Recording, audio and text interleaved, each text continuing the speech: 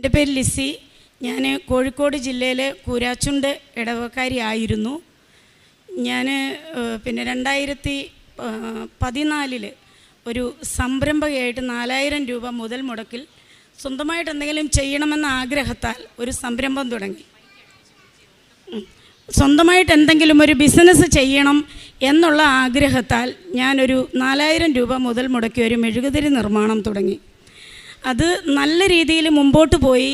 ആ സംരംഭം വളർന്ന് ഓൾ പേപ്പർ പ്രോഡക്റ്റ് മാനുഫാക്ചറിങ് യൂണിറ്റായി 10ഓളം വന്നും പോയും നിൽക്കുന്നതും സ്ഥിരമായിട്ടുള്ളവരുമായ 3-4 വർഷം കൊണ്ട് 10ഓളം സ്റ്റാഫിന് ശമ്പളം കൊടുക്കുന്ന നല്ലൊരു സംരംഭകയായിട്ട് മാറി. ഞാൻ മനോരമ പത്രങ്ങളിലും മാതൃഭൂമി, ദീപിക, ഈ പത്രങ്ങളിലെല്ലാം, ഫോക്കസ് മനോരമയിലും നല്ല സംരംഭകയ്ക്കുള്ള പേജുകളിലെല്ലാം ഞാൻ ഇടം പിടിച്ചു.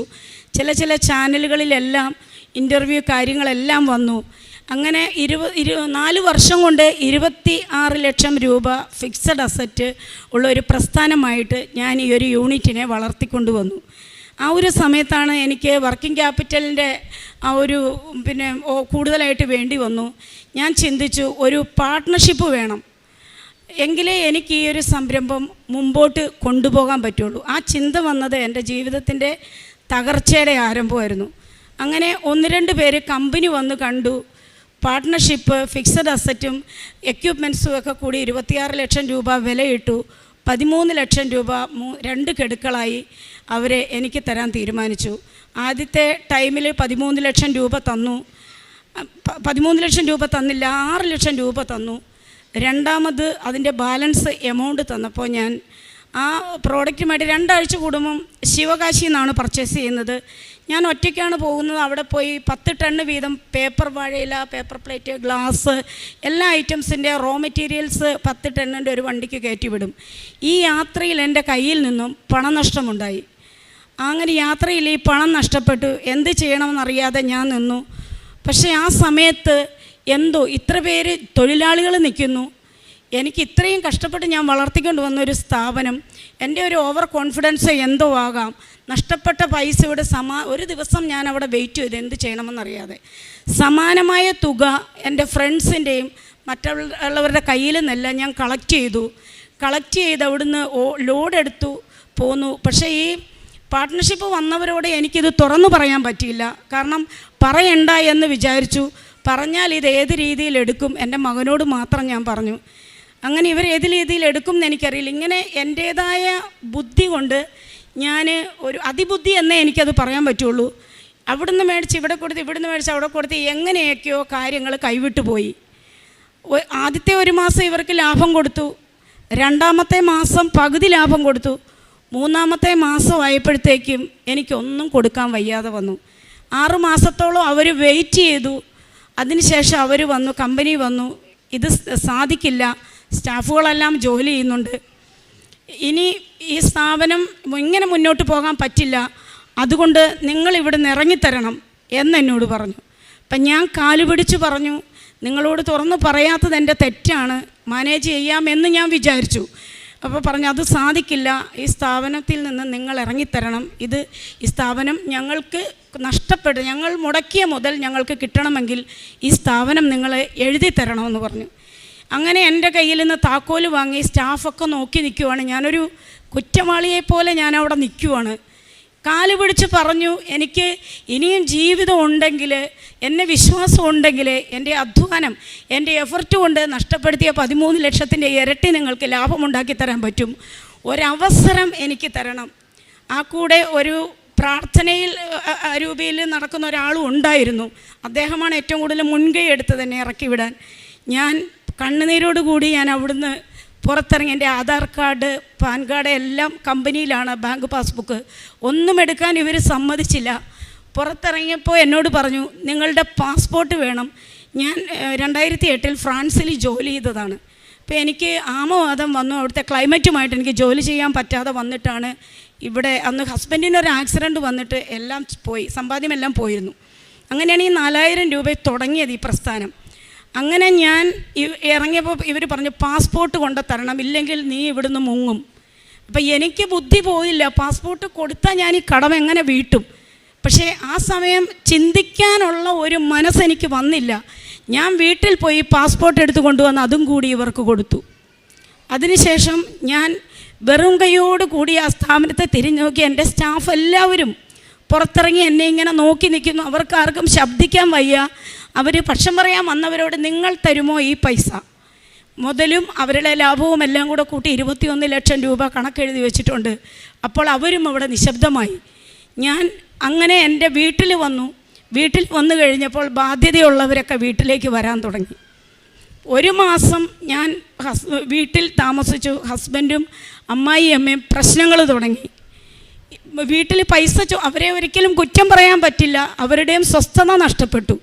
ഞാനാണെങ്കിൽ ഒരു റൂമിൽ കയറി ലൈറ്റ് പോലും ഇടാതിരിക്കുന്നു. പുറത്തേക്ക് ഇറങ്ങി വരുന്നില്ല. പൈസ കൊടുക്കാനുള്ളവർ വീട്ടിൽ വരുന്നു. അവരും മടുത്തു. ആഹാരം കഴിക്കാൻ സാധിക്കാത്ത ഹസ്ബൻഡ് ഒരുവിധം നല്ല മദ്യപാനിയാണ്. ഒരു 100 രൂപ എൻ്റെ കുഞ്ഞുങ്ങൾക്ക് കൊടുക്കണമെങ്കിൽ ഞാൻ കൊടുക്കണം. അങ്ങനെ ഞാൻ വീട്ടിൽ വന്നു. ഇവർ ഉറങ്ങും.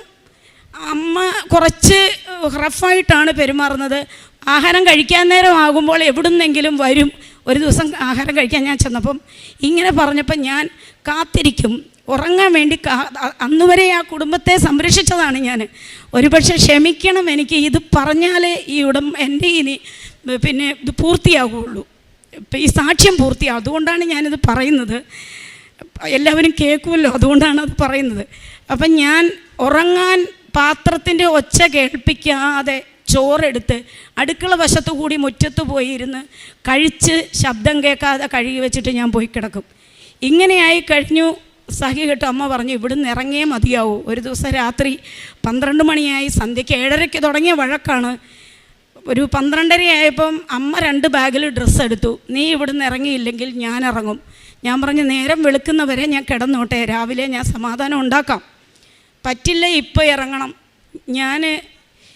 അല്ലെങ്കിൽ ഞാൻ ഇറങ്ങുമെന്ന് അമ്മ മുറ്റത്തിറങ്ങി. ഞാൻ ചിന്തിച്ചു, വയസ്സായ അമ്മ ഇറങ്ങിയാൽ എല്ലാവരും എന്നെ കുറ്റപ്പെടുത്തും. അമ്മ പോകണ്ട, ഞാൻ പോകാമെന്ന് പറഞ്ഞ് വേഗം എനിക്ക് അന്നേരം ഡ്രസ്സ് എടുക്കണോ എന്തെടുക്കണോ എന്നുള്ള ഒരു തോന്നിയില്ല. ഞാൻ വേഗം മുറ്റത്തേക്ക് ഇറങ്ങിക്കഴിഞ്ഞാണ് വിചാരിക്കുന്നത് ഡ്രസ്സ് എടുക്കണമല്ലോ എന്ന്. തിരിച്ച് ഡ്രസ്സ് എടുക്കാൻ കിടന്ന് നോക്കുമ്പോൾ ഹസ്ബൻഡ് പറഞ്ഞു നീ ഇട്ട വസ്ത്രത്താൽ ഇവിടുന്ന് ഇറങ്ങണം, ഞങ്ങൾക്ക് സമാധാനമായിട്ട് ജീവിക്കണം. ഞാൻ കരഞ്ഞു പറഞ്ഞു എനിക്ക് ഒരു ജോഡി ഡ്രസ്സ് മാറിയിടാൻ വേണം. സമ്മതിച്ചില്ല. മക്കൾ 2 പേരും ഉറങ്ങുവാണ്, പിള്ളേരറിയുന്നില്ല. ഞാൻ അവിടുന്ന് ഇറങ്ങി. അവർ വാതിലടച്ചു, ലൈറ്റ് ഓഫ് ചെയ്തു. മുറ്റത്തിൻ്റെ തൊട്ട് താഴെ ഒരു സ്ഥലമുണ്ട്, ഒരു പാറയൊക്കെ ആയിട്ട്. ഇപ്പുറത്തൂടെ വഴിയാണ്. ഞാൻ അവിടെ പതുങ്ങിയിരുന്നു. കാരണം ആൾക്കാർ അങ്ങനെ അങ്ങോട്ടും ഇങ്ങോട്ടും പോകും വരുമൊക്കെ ചെയ്യുന്നുണ്ട്. കാണണ്ട, ടോർച്ചിൻ്റെ വെളിച്ചം കാണുമ്പോൾ ഞാൻ കുറച്ചും കൂടി കുനിഞ്ഞിരിക്കും. കാരണം ഇവിടെ ഇരിക്കുന്നത് എന്താണെന്ന് ചോദിക്കുമല്ലോ. ഒരുവിധം 4:30 വരെ ഞാൻ നേരം വെളുപ്പിച്ചു. 4:30 ആയപ്പം പതുക്കെ നടന്നു. ഞാൻ കൂരാച്ചുണ്ട് പോലീസ് സ്റ്റേഷനിൽ പോയി. അവിടെ ചെന്നപ്പോൾ അവിടെ സ്റ്റാഫൊക്കെ നൈറ്റ് ഡ്യൂട്ടിയിലിരിക്കുന്നവരാണ്. SI വരട്ടെ എന്ന് പറഞ്ഞു. വന്നു. ഞാൻ കാര്യം പറഞ്ഞു. അപ്പോൾ SI പറഞ്ഞു നിങ്ങളൊരു പരാതി എഴുതി തരണം. ഈ ഒരു കാര്യത്തിൽ ഞങ്ങൾക്ക് ചെയ്യാൻ പറ്റുന്നത് ഭർത്താവിനെയും അമ്മായിയമ്മേനെയും വീട്ടിൽ നിന്ന് ഇറക്കി വിട്ട് നിങ്ങൾക്കവിടെ താമസിക്കാം. ഞാൻ ആലോചിച്ചു, അത് വേണ്ട, അതും നെഗറ്റീവ് റിസൾട്ട് ഉണ്ടാക്കും എനിക്ക്. ഞാൻ പറഞ്ഞു വേണ്ട സാറേ, ഞാൻ എൻ്റെ കാര്യത്തിൽ ഒരു തീരുമാനമാക്കിക്കോളാം. അമ്മ ഇത്രയും പ്രായമായതാണ്. ഞാനപ്പോൾ എൻ്റെ കയ്യിൽ ഒന്നുമില്ല. ഞാൻ അവർക്ക് 100 രൂപ വീതം വനിതാ SIയുടെ കയ്യിൽ നിന്നും എല്ലാവരുടെ കയ്യിൽ നിന്ന് അവർ കളക്ട് ചെയ്തൊരു 1000 രൂപ എൻ്റെ കയ്യിൽ തന്നു. ഇത് 2-3 ദിവസത്തേക്കോ ഒരാഴ്ചത്തേക്കോ കഴിയാനുള്ളതുണ്ട്. അതിനുള്ളിൽ എന്തെങ്കിലും ഒരു തീരുമാനമെടുക്കണം. ഞാനങ്ങനെ സ്റ്റേഷനിൽ നിന്ന് പുറത്തിറങ്ങി. ഞാൻ ഈ 1000 രൂപ കയ്യിലുണ്ട്. ഞാൻ നേരെ ബസ് സ്റ്റാൻഡിൽ ചെന്ന് ബസ് കയറി. കോഴിക്കോട് KSRTC ബസ്സിൽ ഞാൻ ഇറങ്ങി.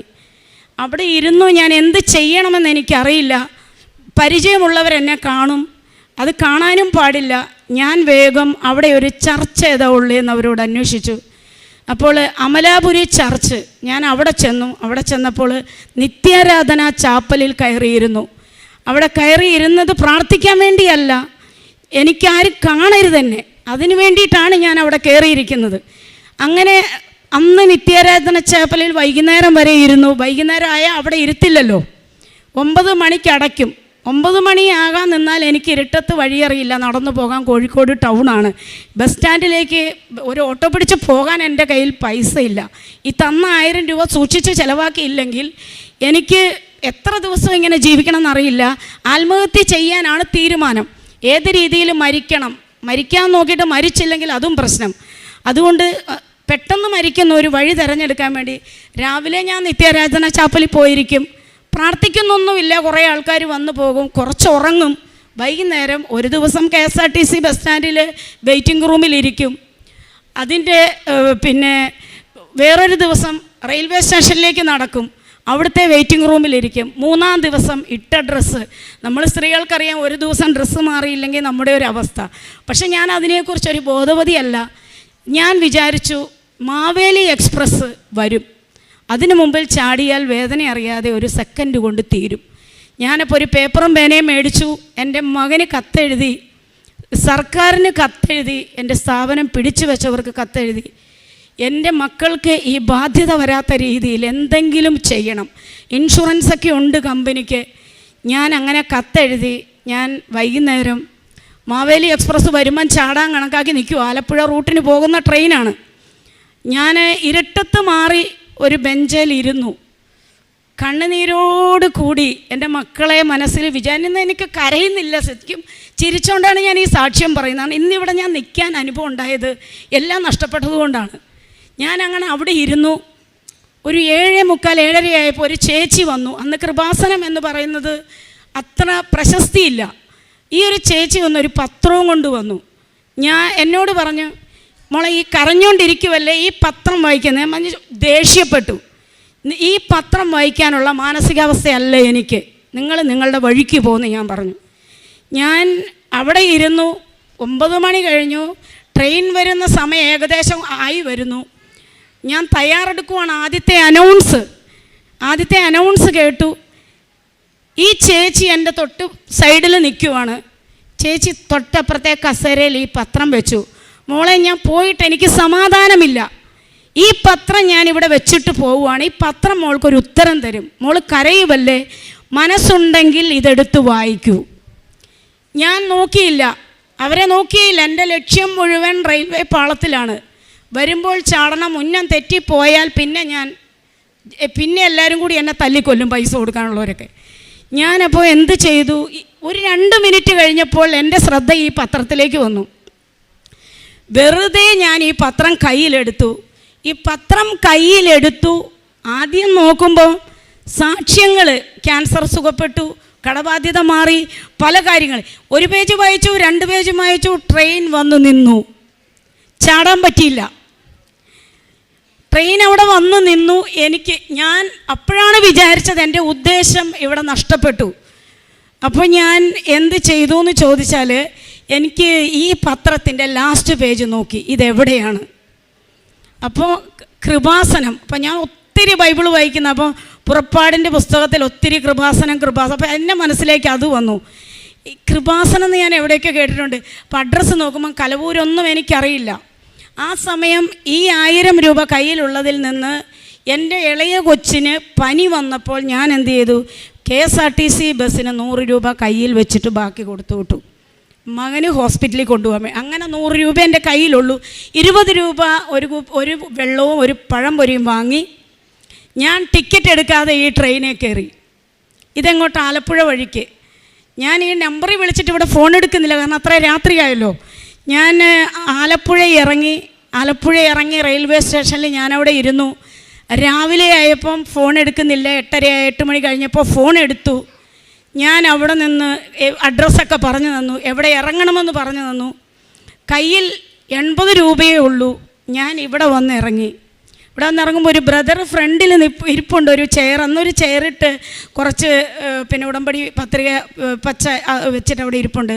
ഞാൻ ചോദിച്ച് എങ്ങനെയൊക്കെയാണ് ഇവിടുത്തെ കാര്യങ്ങൾ. ബ്രദർ പറഞ്ഞു ഉടമ്പടി എടുക്കണം, ചില്ലറ പൈസകളൊക്കെ വേണം. എൻ്റെ കയ്യിൽ 80 രൂപയേ ഉള്ളൂ. ഞാൻ പറഞ്ഞു എൻ്റെ കയ്യിൽ പൈസ ഇല്ലല്ലോ ബ്രദറെ എന്ന് പറഞ്ഞു. അപ്പോൾ ബ്രദർ പറഞ്ഞു അവിടെ ഓഫീസിൽ ചെന്ന് പറയൂ. ഞാൻ ഓഫീസിൽ ചെന്ന് പറഞ്ഞു എൻ്റെ കയ്യിൽ പൈസ ഇല്ല, എനിക്ക് ഉടമ്പടി എടുക്കണം.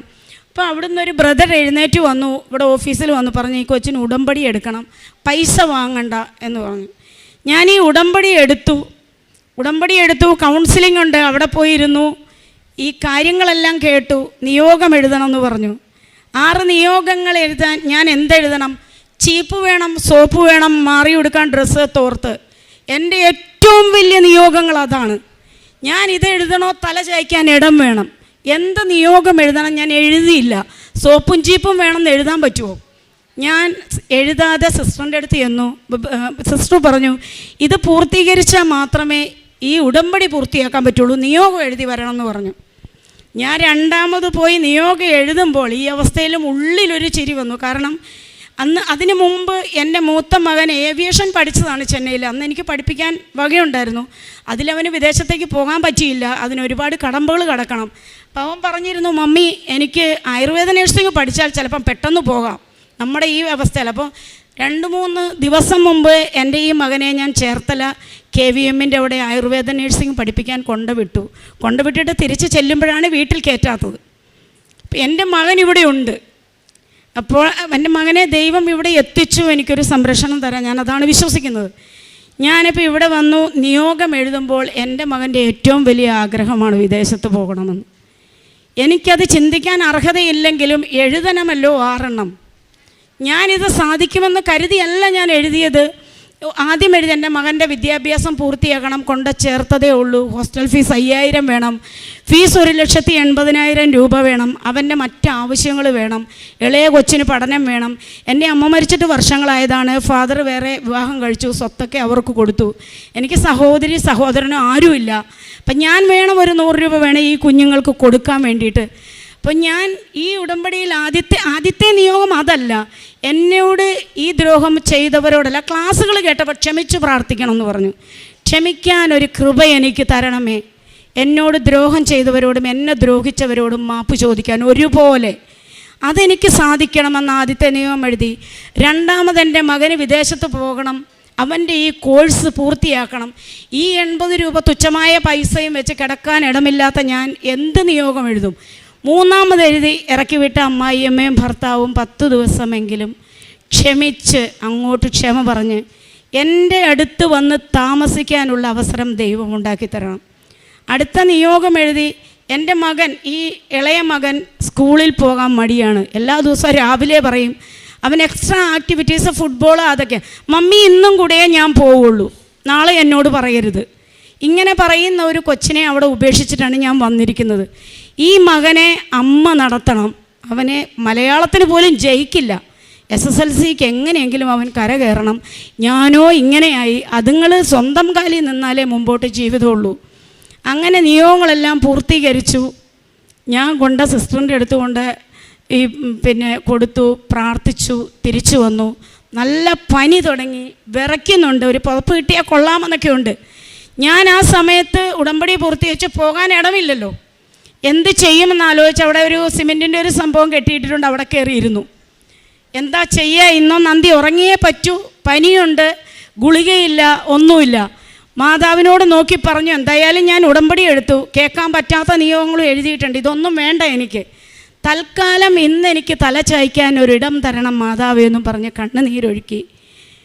ഞാൻ കണ്ണടച്ച് പ്രാർത്ഥിച്ച് 3 മിനിറ്റ് കഴിഞ്ഞില്ല, ഒരു ചേച്ചി എൻ്റെ നേരെ നടന്നു വന്നു. എന്നോട് ചോദിച്ചു, എല്ലാവരും പോയല്ലോ, എന്താണ് പോകാത്തത്? ഞാൻ പറഞ്ഞു, ഞാൻ കോഴിക്കോട് നിന്ന് വരുന്നതാണ്, എനിക്ക് ഇന്ന് പോകാൻ പറ്റില്ല. ഈ കഥകൾ പറഞ്ഞാൽ വീട്ടിൽ കയറ്റില്ല, തൽക്കാലം ഒന്ന് കിടക്കണം, എൻ്റെ കൂടെ പോരെ നീ. ചേച്ചി പറഞ്ഞു. അവരുടെ വീട്ടിൽ പോയി പാരസിറ്റമോൾ തന്നു. ഉടമ്പടി പ്രാർത്ഥന തുടങ്ങിയില്ല, കുമ്പസാരം നടത്തിയിട്ട് വേണമല്ലോ തുടങ്ങാൻ. ഞാൻ ഇവിടെ വന്നു.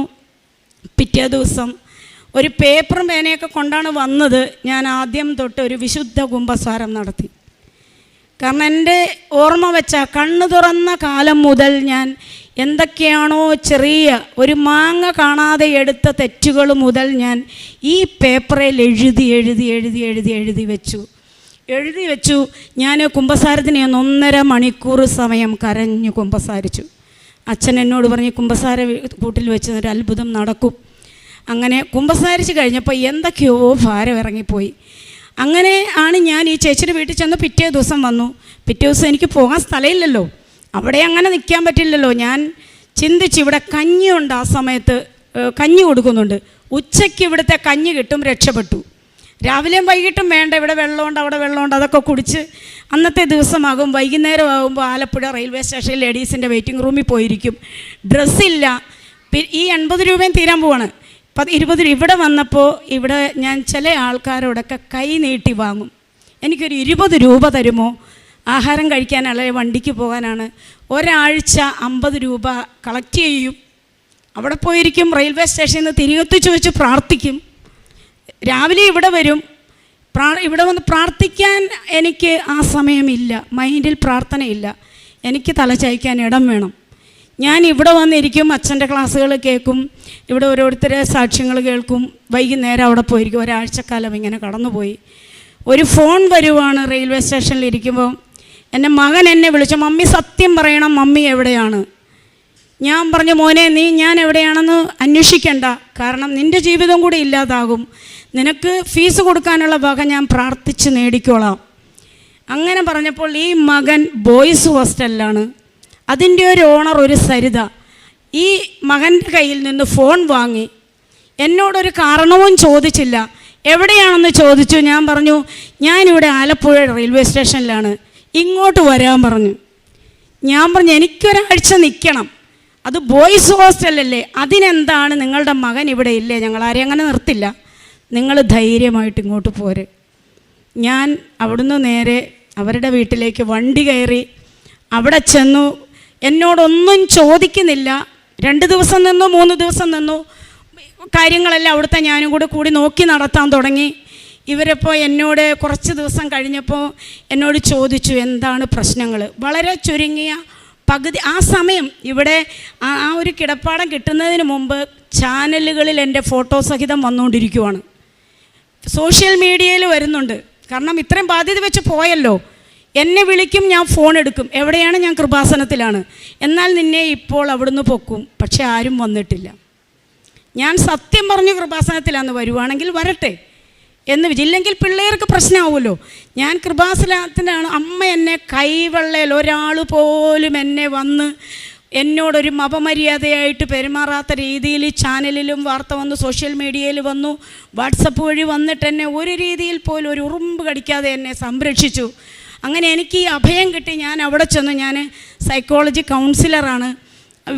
ഈ സരിതയോട് പറഞ്ഞ ഓരോ കാര്യം. അപ്പോൾ സരിതയുടെ വീട്ടുകാർ കംപ്ലീറ്റ് എതിർക്കാൻ തുടങ്ങി. ഏതോ നാട്ടിൽ നിന്ന് വന്ന ഒരു സ്ത്രീയെ വീട്ടിൽ കയറ്റി കിടത്താൻ പാടില്ല, ഹസ്ബൻഡ് അടക്കം. എന്താണ് സംഭവം എന്നറിയില്ലല്ലോ, നാളെ ഒരു ആപത്തുണ്ടാക്കി വെച്ചാൽ നമ്മൾ സമാധാനം പറയേണ്ടി വരും. സരിതയെ കൊണ്ട് മാതാവ് പറയിച്ചു, എന്തെങ്കിലും സംഭവിച്ചാൽ ഇതിൻ്റെ ഉത്തരവാദിത്വം ഞാൻ ഏറ്റെടുത്തോളാം. അങ്ങനെ ഞാൻ അവിടെ നിന്നു. 3 വർഷക്കാലം ഞാൻ അവരുടെ വീട്ടിൽ താമസിച്ചു. ഞാൻ അഭയം കിട്ടിയ സമയം എനിക്ക് ദുബായിൽ നിന്നൊരു കോള് വന്നു.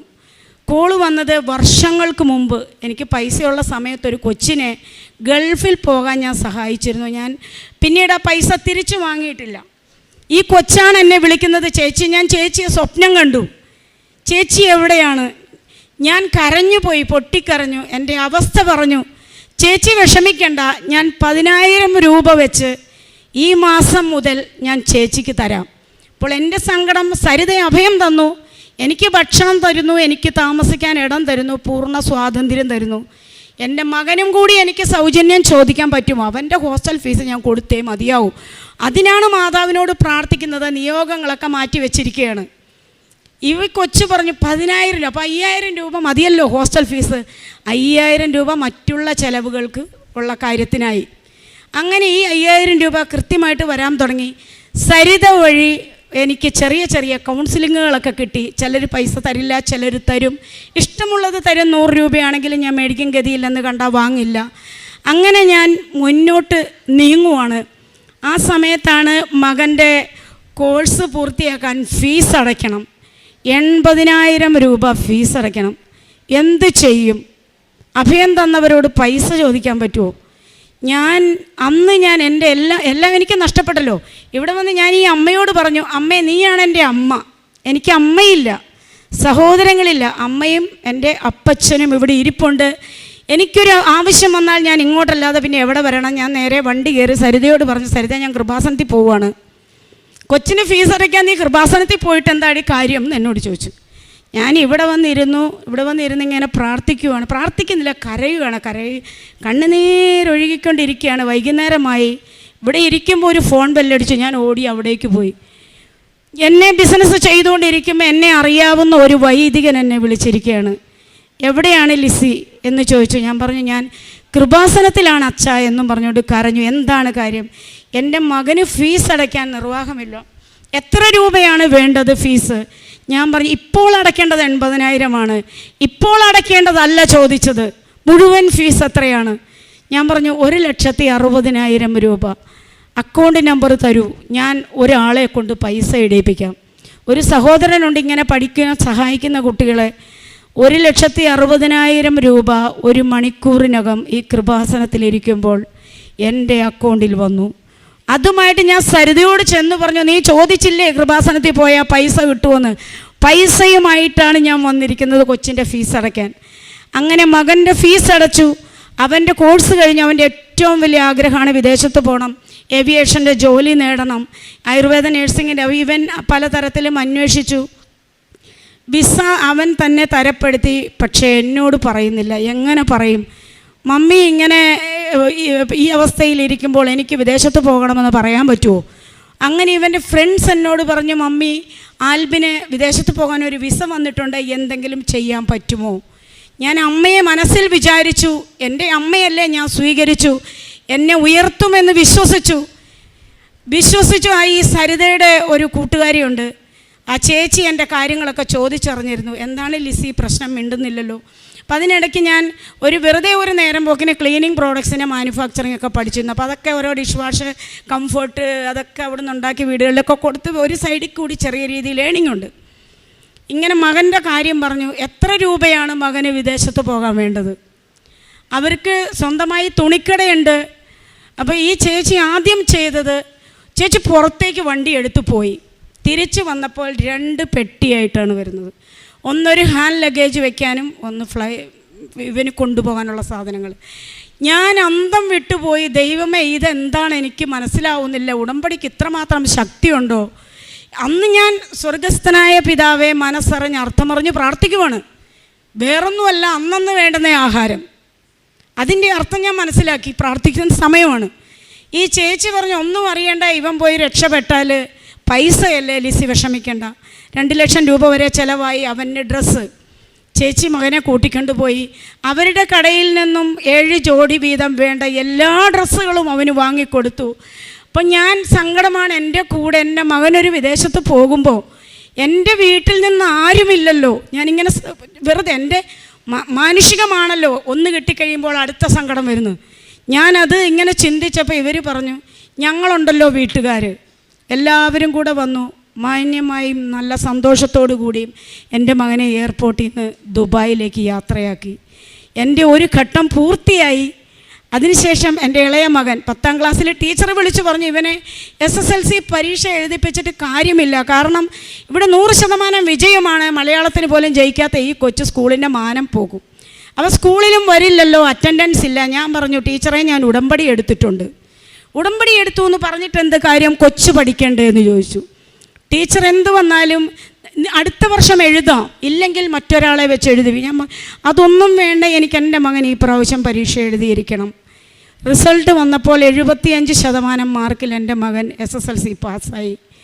അങ്ങനെ അടുത്ത നിയോഗവും എനിക്ക് പൂർത്തിയായി. അങ്ങനെ വർഷം 2 കഴിഞ്ഞു. 3ാം വർഷത്തിലേക്ക് കടക്കുമ്പം അമ്മ സുഖമില്ലാതെ വന്നു. എന്നെ വിളിച്ചു. ഞാൻ ഫോൺ എടുത്തു. സംഭവിച്ചു പോയതിന് ക്ഷമ ചോദിച്ചു. എൻ്റെ നിയോഗമാണ്.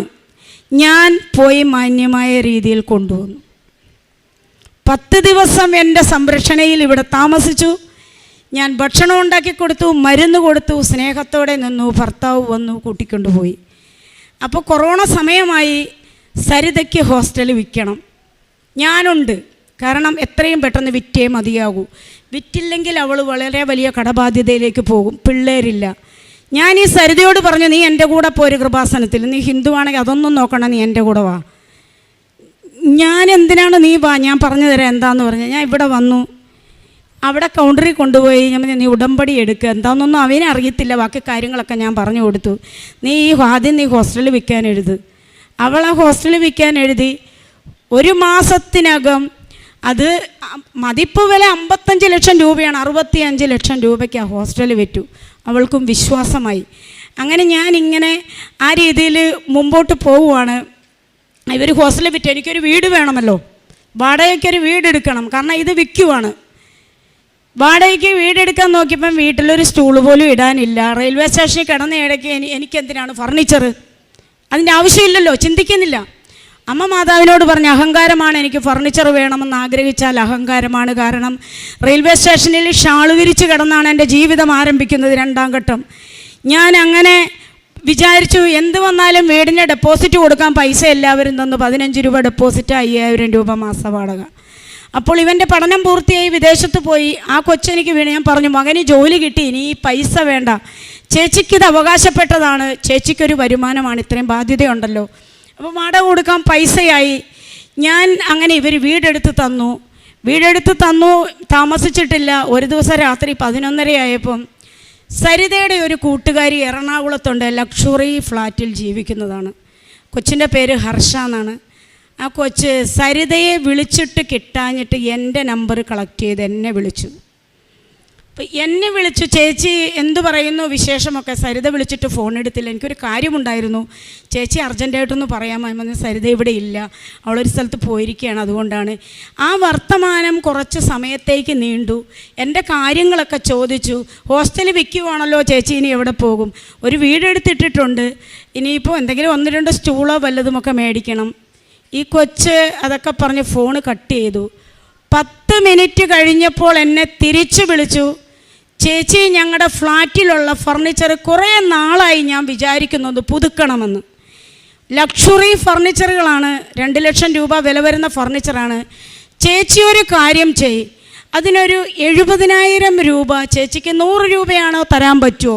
100 രൂപ എനിക്ക് തന്നാൽ മതി, ഒരു ദിവസം, ഇല്ലെങ്കിൽ ഒരാഴ്ച. ചേച്ചി ഇത് കൊണ്ടുപോയിക്കോ. ഞാൻ ഞെട്ടിപ്പോയി. ദൈവമേ, എൻ്റെ ആവശ്യം അറിഞ്ഞ് എനിക്ക് മുമ്പേ എൻ്റെ ഫർണിച്ചർ എടുക്കാൻ ചെല്ലുമ്പോൾ ഒരു തകരാറുകളുമെല്ലാം വാങ്ങിയിട്ട് 2 വർഷമായ റോയൽ ഫർണിച്ചറുകളെല്ലാം, സോഫ, ദിവാൻ കോട്ട്, കട്ടിലുകൾ 2 എല്ലാം ബോക്സ് കട്ടിൽ, പിന്നെ അങ്ങേയറ്റം അക്വേറിയം, ഒരു ആക്റ്റീവ വണ്ടിയടക്കം എടുത്തു വെച്ചിരിക്കുകയാണ് എനിക്ക് തരാൻ വേണ്ടിയിട്ട്. 1000 രൂപ കൊണ്ടുവരാൻ പറഞ്ഞു എന്നോട്, ഒരു കൈനീട്ടം. ഞാൻ 1000 രൂപ കൊണ്ടുപോയി പറഞ്ഞു. അവർ ഹിന്ദുക്കളാണ്, ഏതോ ദിശയിലേക്ക് ചേച്ചി നിന്ന് ഞാനത് കൊടുത്തു. സാധനങ്ങൾ വണ്ടിയെ കയറ്റി വീട്ടിൽ കൊണ്ടുവന്നിറങ്ങി. വീട് നിറയെ ഫർണിച്ചറുകളായി. ദൈവമേ, ഞാൻ എവിടെയാണെന്ന് എനിക്കറിയില്ല. അങ്ങനെ ഒരു പുതിയ ജീവിതം ആരംഭിച്ചു. ഇടയ്ക്കമ്മ വരും, നാത്തൂൻ വരാൻ തുടങ്ങി, ഭർത്താവ് വരാൻ തുടങ്ങി. കുഴപ്പമില്ലാതെ മുന്നോട്ട് പോവുകയാണ്. അതിൻ്റെ ഇടയ്ക്കൂടെ ഈ ചീത്ത വിളികൾ നടക്കുന്നുണ്ട്. പൈസ കൊടുക്കാനുള്ളവർ രാവിലെ വിളി തുടങ്ങും, 4:30 വിളി തുടങ്ങും. ഫോൺ എടുത്തില്ലെങ്കിൽ 100 മിസ്ഡ് കോള്, 50 മിസ്ഡ് കോൾ. ഈ ലെവലിൽ ഫോൺ എടുത്താൽ അപ്പന് വിളിക്കും, അമ്മയ്ക്ക് വിളിക്കും, മക്കളെ കൊല്ലുമെന്ന് പറയും, എന്നെ തട്ടിക്കൊണ്ട് പോകുമെന്ന് പറയും. ഭീഷണികളുടെ ഘോഷയാത്രയാണ് അത്. ഒരു വഴിക്ക് നടക്കുന്നുണ്ട്. ഞാൻ കാല് പിടിക്കും, ഞാൻ വിശ്വാസ പ്രമാണം ചൊല്ലും. ഇവർ ചീത്തയും തെറിയും വിളിക്കുമ്പോൾ ഞാൻ വിശ്വാസ പ്രമാണം ചൊല്ലും. ഇത് കേൾക്കും, ഞാൻ പറയും എനിക്കൊരു വരുമാനമുണ്ടാകുന്ന എൻ്റെ മകനൊക്കെ പോയിട്ടുണ്ട്, ഞാൻ കുറച്ചാണെങ്കിലും തരും. ഇങ്ങനെ ഈ വർഷകാലം അത്രയും എല്ലാ ദിവസവും ചീത്ത കേൾക്കും. ഞാൻ മടുത്തു, വീണ്ടും ഞാൻ മടുത്തു. അതിനു മുമ്പ് ഞാൻ സാക്ഷ്യം പറയാൻ വന്നപ്പം സിസ്റ്റർ എന്നോട് പറഞ്ഞു, സാക്ഷ്യമൊക്കെ കുറേ എഴുതി, സാമ്പത്തിക കാര്യം ചോദ്യചിഹ്നമായിട്ട് നിൽക്കുവാണ്. ഉടമ്പടി എടുത്ത സാക്ഷ്യം പൂർത്തിയാകണമെങ്കിൽ എല്ലാ നിയോഗങ്ങളും നടക്കണം. അതിൻ്റെ കാര്യം തീരുമാനമായിട്ടില്ല, ഒക്കെ തീരുമാനമാക്കിയിട്ട് വാ സാക്ഷ്യം പറയാൻ പറഞ്ഞു. ഞാൻ വീണ്ടും തിരിച്ചുപോയി. ഈ കഴിഞ്ഞ ആഴ്ച വരെ കേട്ടാൽ അറയ്ക്കുന്ന രീതിയിലുള്ള ചീത്ത വിളികൾ കേട്ട് എൻ്റെ ഓരോ ദിവസവും കടന്നു പോവുകയാണ്. 4 പേരുടെ മുമ്പിൽ എനിക്ക് ഇരിക്കാൻ വയ്യ. ഇരിക്കുമ്പോൾ ഈ ഫോൺ വരും, മറുപടി പറഞ്ഞാലും ഒരു അരമണിക്കൂർ കേട്ടാലും വീണ്ടും ഇവർ കട്ട് ചെയ്തിട്ട് വീണ്ടും വിളിക്കും. 1-2 പേരല്ല വിളിക്കുന്നത്. ഞാൻ എന്ത് ചെയ്തു? കഴിഞ്ഞ ആഴ്ച ഞാനൊരു തീരുമാനമെടുത്തു. ഞാനൊരു രാവിലെ പ്രത്യക്ഷീകരണ പ്രാർത്ഥന ചൊല്ലിയില്ല, എനിക്ക് എഴുന്നേക്കാൻ വയ്യ, ദുഃഖം. 2 പേരാണെങ്കിൽ ആത്മഹത്യ ചെയ്യും, വിഷം മേടിച്ച് വീട്ടിൽ ഞാൻ താമസിക്കുന്നിടത്ത് വരും. ആ ഒരു ലെവലിലൊക്കെയുള്ള സംസാരങ്ങൾ. വീണ്ടും ഞങ്ങൾ എൻ്റെ ഒരു ഫോട്ടോ വാട്സപ്പിലിട്ട് ഇപ്പോഴും കിടപ്പുണ്ട്. ഈ ഫോട്ടോ വെച്ചാണ് 2ാമത് ഞങ്ങൾ പണി തുടങ്ങും. അങ്ങനെ പറഞ്ഞു. ഞാൻ എന്ത് ചെയ്തു? പ്രത്യക്ഷീകരണ പ്രാർത്ഥന 11 മണിയായിട്ടും ചൊല്ലിയില്ല. 11 മണിയായപ്പോൾ ഞാൻ നീലത്തിരി കത്തിച്ച് വെച്ച് പ്രത്യക്ഷീകരണം ചൊല്ലി. അതിനിടയ്ക്ക് എനിക്ക് കണ്ണിനൊരസുഖം വന്നു. കണ്ണ് പുറത്തേക്ക് ഉന്തി വീർത്തിരിക്കുകയാണ്. ആമവാദത്തിൻ്റെ അസുഖം അധികരിച്ച് അതൊരു 3rd സ്റ്റേജ് ആകുമ്പോൾ കണ്ണിന് എഫക്റ്റ് ചെയ്യും. അപ്പം അത് കണ്ണ് ദ്രവിച്ചു പോകാനുള്ളൊരു ഘട്ടം ആരംഭമാണ്. സ്ക്ലീറൈറ്റിസ് എന്ന് പറഞ്ഞ അസുഖമാണ്. അതിന് മെഡിസിൻ കഴിക്കുമ്പോൾ ബൈസിലോൺ എന്ന് പറഞ്ഞൊരു ടാബ്ലറ്റാണ്. അത് കഴിക്കുമ്പോൾ ഡയബറ്റിക് വരും. 3 നേരവും ഇൻസുലിൻ എടുക്കണം. ഞാൻ ആ ടാബ്ലറ്റ് കഴിക്കൽ നിർത്തി. അങ്ങനെ കണ്ണിനൊരസുഖം. എൻ്റെ മുഖത്തേക്ക് നോക്കാൻ ആൾക്കാർക്ക് ഭയമാണ്. കാരണം കണ്ണ് ഫോട്ടോയുണ്ട്. കഴിഞ്ഞ ആഴ്ച വരെ എൻ്റെ ആ കണ്ണിങ്ങനെയാണ് ഇരുന്നത്. കരിനീല കളറിൽ ഒരാൾക്ക് എൻ്റെ മുഖത്തേക്ക് നോക്കാൻ പേടിയാണ് ഈ കണ്ണ്. ഞാൻ അങ്ങനെ വേദനയുണ്ട്. എനിക്ക് ലൈറ്റ് ഇടത്തില്ല, വെയിലടിക്കത്തില്ല, സൂര്യപ്രകാശത്തെ നോക്കത്തില്ല. ആൾക്കാർക്ക് പേടി, ഇത് പകരുന്ന രോഗമാണോ, കണ്ണി സുഖേടാണോ. പോട്ടെ, ഞാൻ എന്ത് വന്നാലും ഈ പറഞ്ഞു നിർത്തിയിരുന്നും തുടങ്ങുവാണ്. പ്രത്യക്ഷീകരണ പ്രാർത്ഥന തിരികെത്തിച്ചു. അത് ചൊല്ലി അതിനുശേഷം വൈകുന്നേരം ഒന്നും ആകാൻ കാത്തില്ല. അപ്പം തന്നെ ഞാൻ സായാഹ്ന പ്രാർത്ഥനയും ചൊല്ലി മാതാവിൻ്റെ മുമ്പിൽ നിന്ന് ഞാനൊരു തീരുമാനമെടുത്തു. ഞാനിപ്പോൾ പോയി കിടക്കാൻ പോവുകയാണ്. ഇനി ഞാൻ മാതാവെ, എനിക്ക് തെറി കേൾക്കാൻ വയ്യ, എൻ്റെ ഈശോപ്പച്ച തെറി കേൾക്കാൻ വയ്യ. ഇനിയൊരു ജലപാനം ഞാൻ കഴിക്കണമെങ്കിൽ എനിക്ക് ഈ കടബാധ്യതയിലൊരു സമാധാനമുണ്ടാകും. എനിക്ക് പണം വേണ്ട, എന്നോട് ക്ഷമിച്ചെനിക്ക് സാവകാശം തരണം. എനിക്കൊരു ഭവനം വേണ്ട, അത് എന്ന് ഈശോയ്ക്ക് തരാൻ പറ്റുമെങ്കിൽ മാത്രം മതി. ഞാൻ പ്രാർത്ഥിക്കുവാണ്. ഭക്ഷണം ഉപേക്ഷിച്ചു. ഒന്നുകിൽ എൻ്റെ ജീവൻ എടുക്കണം, നിത്യതയിലേക്ക് പോകാൻ അർഹതയുണ്ടെങ്കിൽ പോകണം, ഇല്ലെങ്കിൽ എനിക്ക് മറുപടി തരണം. ഞാൻ കട്ടിലേ പോയി കിടന്നു. ആദ്യത്തെ ദിവസം കിടന്നു, വലിയ ക്ഷീണമൊന്നുമില്ല. അവിടെ തന്നെ കിടന്നു. തിരിയുന്നു മറിയുന്നു ഒന്നുമില്ല. മുകളിലേക്ക് നോക്കി കിടക്കുവാണ്. കണ്ണുനീരൊഴുകുന്നു, കോളുകൾ വരുന്നു, ഞാൻ എടുക്കുന്നില്ല. 2ാമത്തെ ദിവസവും ഇങ്ങനെ തന്നെ കടന്നുപോയി. വൈകുന്നേരമായപ്പോൾ എൻ്റെ നാവൊക്കെ അല്പം കുഴയാൻ തുടങ്ങി. തീരുമാനമാകട്ടെ, പതുക്കെ ഇറങ്ങിപ്പോയി പുറത്തെ ഗേറ്റ് പൂട്ടി. ആരും കയറി വരണ്ട, എനിക്കിനി തെറി കേൾക്കാൻ വയ്യ. മക്കളെ കൊല്ലും, ഇളയ മകനെ കൊല്ലുമെന്ന് ഭീഷണിപ്പെടുത്തുന്നു. അവന് നൊന്താലേ നീ വരുവുള്ളൂ എന്ന് പറയുന്നു. വേണ്ട, ഞാൻ ഉള്ളത് കൊണ്ടല്ലേ എന്ന് വിചാരിച്ച് ആത്മഹത്യ ചെയ്യില്ല. ഞാൻ ഭക്ഷണം കഴിക്കാതെ എൻ്റെ ജീവൻ ഇങ്ങനെ പോകാനാണ്. ഈശോയ്ക്ക് ഇഷ്ടമെങ്കിൽ നടക്കട്ടെ എന്ന് വിചാരിച്ച് ഞാൻ അവിടെ കിടന്നു. 3ാം ദിവസം രാവിലെ പ്രത്യക്ഷീകരണ പ്രാർത്ഥന ചൊല്ലാൻ നാവ് ചലിക്കുന്നില്ലെങ്കിലും ഒരു നീലത്തിരി മനസ്സിൽ സങ്കല്പിച്ചുകൊണ്ട് ഞാൻ പതിയെ ചൊല്ലിക്കഴിഞ്ഞപ്പോൾ പെട്ടെന്ന് എൻ്റെ മനസ്സിലേക്ക് ഒരു കാര്യം വന്നു. ഞാനൊരു ഉടമ്പടി ധ്യാനം കേട്ടിരുന്നു. ജോസഫ് അച്ഛൻ പറയുവാണ്, മനുഷ്യന് അസാധ്യമായ കാര്യങ്ങളിലെ ദൈവം ഇടപെടുകയുള്ളൂ. മനുഷ്യനെ കൊണ്ട് സാധിക്കുന്ന കാര്യങ്ങളും കൊണ്ട് ഉടമ്പടി എടുക്കാൻ വന്നാൽ അതിന് കാലതാമസം നേരിടും. ദൈവത്തിന് ജോലി വേണ്ടേ?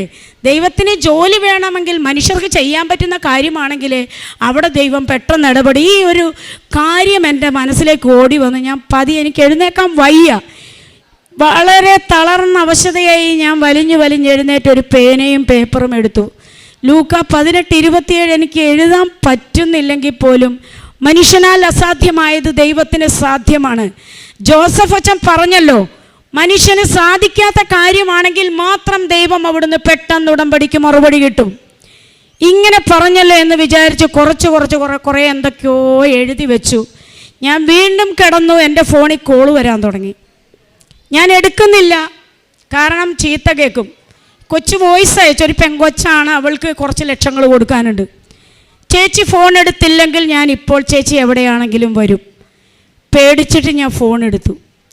ചേച്ചി പൈസ ചോദിക്കുക, തലേ ദിവസം വിഷം മേടിച്ചു വെച്ച പൈസ തരാനാണ് ചേച്ചി വിളിക്കുന്നത്. ഞാൻ ചോദിച്ചേ, പൈസ തരാനോ?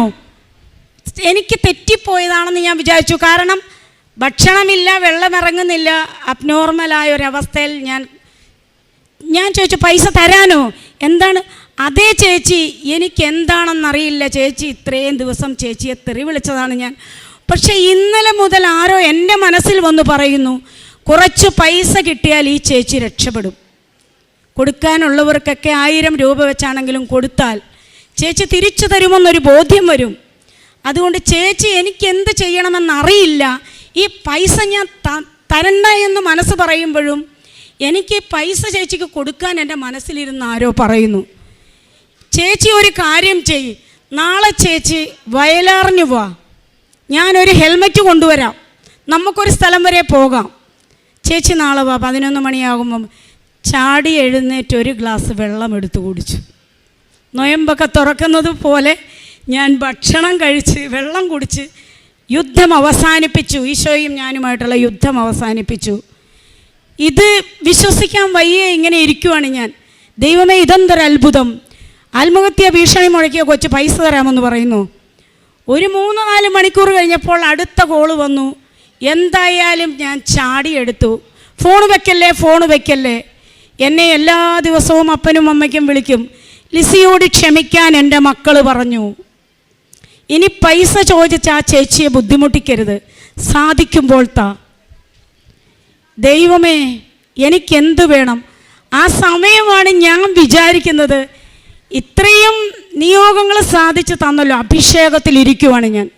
കാരണം സ്വപ്നത്തിൽ പ്രതീക്ഷിക്കാത്ത കാര്യങ്ങളാണ്. ഓരോരുത്തരും വിളിക്കുന്നു, പൈസ കൊടുക്കാനുള്ളവർ വിളിക്കുന്നു, സ്നേഹത്തോടെ സംസാരിക്കുന്നു, പുറത്തിറങ്ങണം, പുതിയ കാര്യങ്ങളിൽ ഏർപ്പെടണം, ബാധ്യത തീർക്കാൻ പറ്റും. അതിനിടയ്ക്ക് വേറൊരു കാര്യം പറയാനുണ്ട്, ഇളയ മകൻ്റെ, അത് പിന്നെ പറയാം.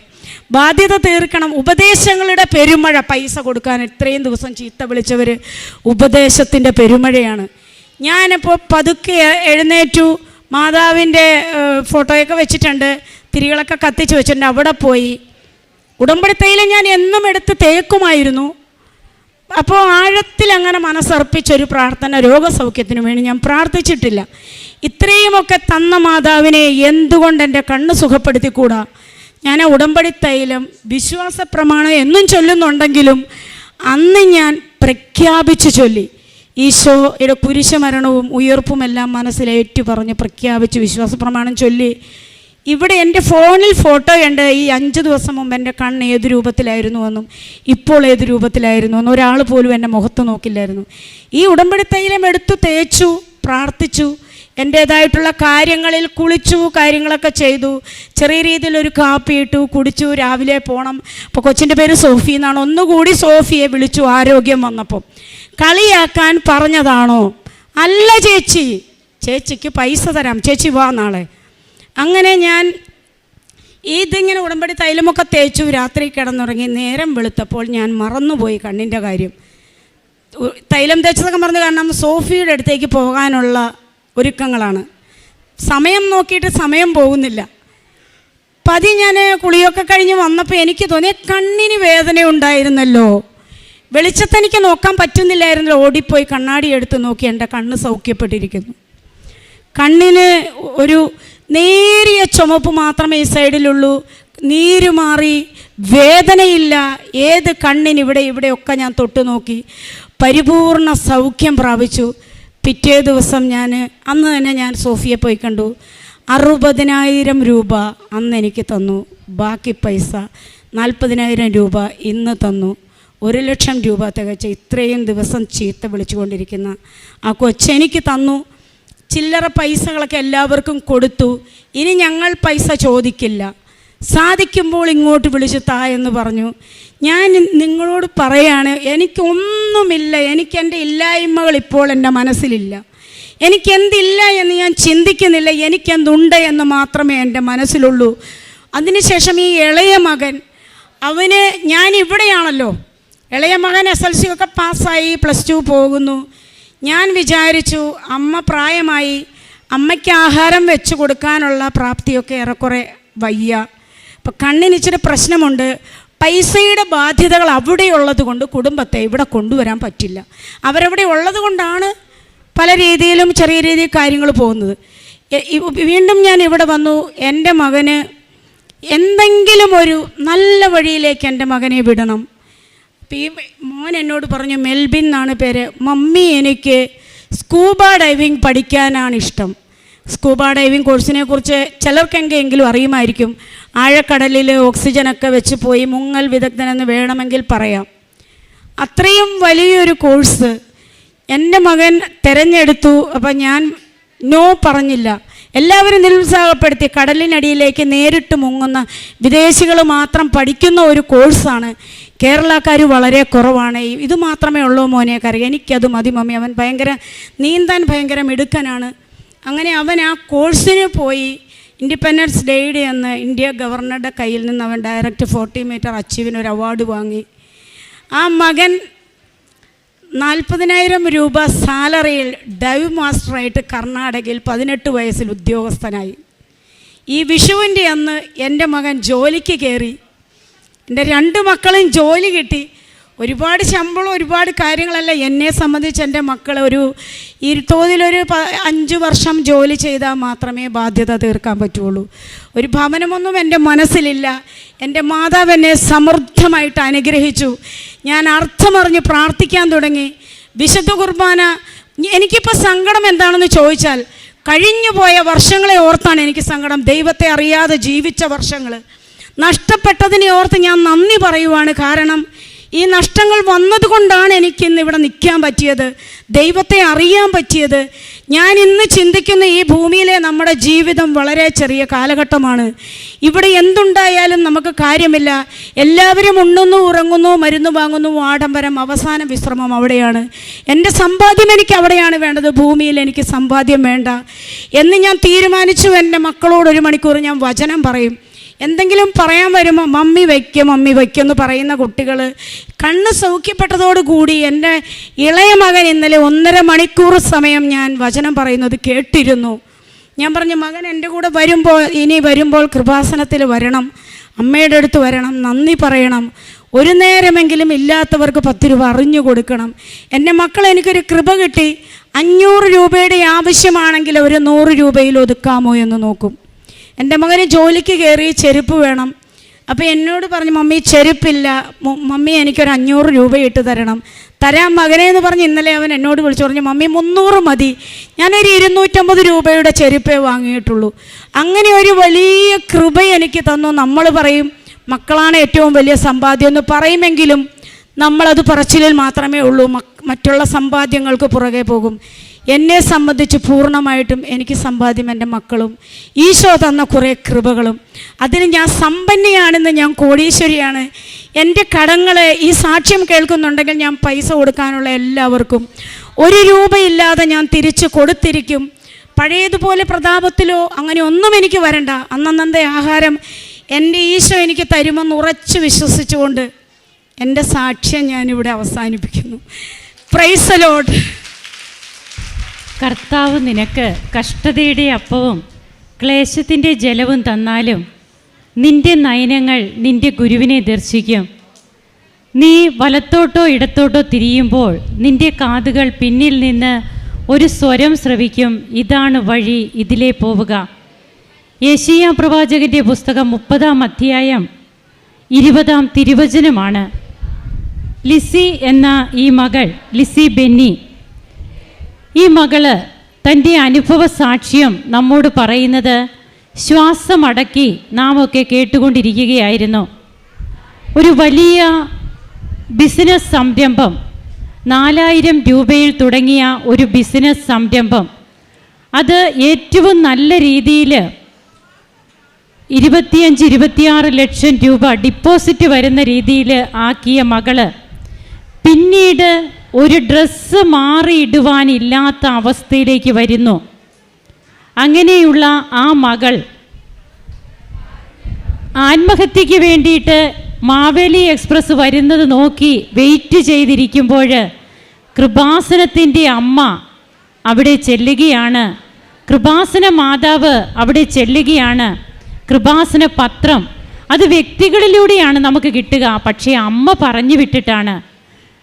ഈ മകൾ ഇങ്ങനെയൊക്കെ പോകുന്നതും ഈ മകളുടെ ജീവിതത്തിൽ സംഭവിച്ചതുമൊക്കെ മറ്റാരേക്കാളും കൂടുതൽ കാനായിലെ കല്യാണ വിരുന്ന് മേൽത്തരം വീഞ്ഞുകൊണ്ട് സമൃദ്ധമാക്കിയ അമ്മ അറിയുന്നുണ്ട്. ആ അമ്മ അവിടെ വ്യക്തികളെ അയക്കുന്നു, കൃപാസന പത്രം അവിടെ ഒരു ഉപാധിയാകുന്നു. ഇതെല്ലാം പ്രിയപ്പെട്ടവരെ നാം കേട്ട് കഴിഞ്ഞതാണ്. എങ്ങനെ ഇന്ന് ഈ മകളുടെ കടബാധ്യതകൾ, അതായത് 4 ദിവസം മുൻപ് വരെ ഭീഷണികൾ മുഴക്കിക്കൊണ്ടിരുന്നവർ ഇന്ന് ഈ മകളോട് തിരിച്ച് അവരിങ്ങോട്ട് പൈസ കൊടുക്കുന്ന ഒരു സാഹചര്യം വരെ എത്തി.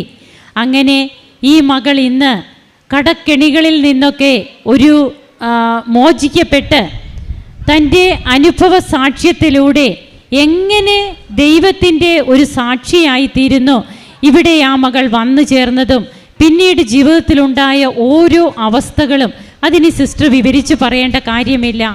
ഇവിടെയാണ് തിരുവചനം പറയുന്നത്, കർത്താവ് നിനക്ക് കഷ്ടതയുടെ അപ്പവും ക്ലേശത്തിൻ്റെ ജലവും തന്നാലും നിന്റെ നയനങ്ങൾ നിന്റെ ഗുരുവിനെ ദർശിക്കും. ഒരിക്കലും ഈ മകള് ഈശോയെ തള്ളി പറഞ്ഞില്ല. തനിക്ക് വേണ്ടത് സ്വർഗസ്ഥനായ ഞങ്ങളുടെ പിതാവേ എന്ന പ്രാർത്ഥന. ബഹുമാനപ്പെട്ട ജോസഫ് അച്ഛൻ നമ്മോട് പറയുന്നുണ്ട്, സ്വർഗസ്ഥനായ എൻ്റെ പിതാവേ എന്നല്ല ഈശോ പറഞ്ഞത്, സ്വർഗസ്ഥനായ ഞങ്ങളുടെ പിതാവേ. അതായത് മറ്റുള്ളവർക്ക് വേണ്ടി കൂടി നാം പ്രാർത്ഥിക്കണം, മറ്റുള്ളവർക്ക് വേണ്ടി മാധ്യസ്ഥം വഹിക്കണം. ക്ഷമിക്കുന്ന ഒരു മകള് തന്നെ 12 മണി രാത്രിയിൽ വീട്ടിൽ നിന്ന് ഇറക്കി വിടുമ്പോൾ, ഉടുതുണിക്ക് മറുതുണിയില്ലാതെ തന്നെ ഇറക്കി വിടുമ്പോൾ അവിടെ ക്ഷമിച്ച് പ്രാർത്ഥിക്കുന്ന മകള്, ആ അമ്മയെയും ഭർത്താവിനെയും വീണ്ടും പരിചരിക്കുന്ന മകള്, ഈ മകള് ഒരു നല്ല കുമ്പസാരം നടത്തുന്നു. തനിക്ക് ഒന്നുമില്ലാതെ ഇവിടെ വരുന്നു. 1.5 മണിക്കൂർ നേരത്തെ കുമ്പസാരം, തന്നെ വിശുദ്ധീകരിച്ച് ഉടമ്പടി പിന്നീട് ഈ മകൾ അങ്ങ് ജീവിക്കുകയാണ്. അങ്ങനെ ഈ മകളുടെ ജീവിതത്തിലേക്ക് എങ്ങനെയാണ് കൃപകൾ വർഷിക്കപ്പെട്ടത് നാം കേട്ട് കഴിഞ്ഞതാണ്. ഓരോ സ്റ്റെപ്പ് ബൈ സ്റ്റെപ്പായിട്ട് വളരെ നീണ്ട ഒരു സാക്ഷ്യ വിവരണമാണ്. എന്നാൽ അത് വളരെ ആത്മാർത്ഥമായിട്ട് ഈ മകൾ ഇവിടെ പങ്കുവെക്കുകയാണ്. അത് നാം കേട്ട് കഴിഞ്ഞതാണ്. നമുക്ക് കരങ്ങളടിച്ച് ഈശോയ്ക്കും അമ്മയ്ക്കും നന്ദി പറയാം, ദൈവത്തെ ആരാധിക്കാം, മഹത്വപ്പെടുത്താം. യേശുവേ നന്ദി, യേശുവേ സ്തുതി, യേശുവേ ആരാധന.